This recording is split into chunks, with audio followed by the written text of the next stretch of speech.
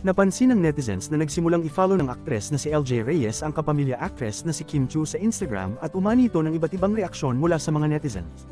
Kamakailan lang ay nakitang nagbo-bonding moment si Paolo at ang kanyang anak sa US. Nalilink ngayon si Kim kay Paolo. Nagsimula ang kanilang on-screen partnership nung ipares sila sa seryeng Linlang. Nang ipares sila sa Filipino adaptation ng K-drama series na What's Wrong with Secretary Kim. Mas maraming tagahanga ng Kim Pao ang nagsimulang i-ship sila.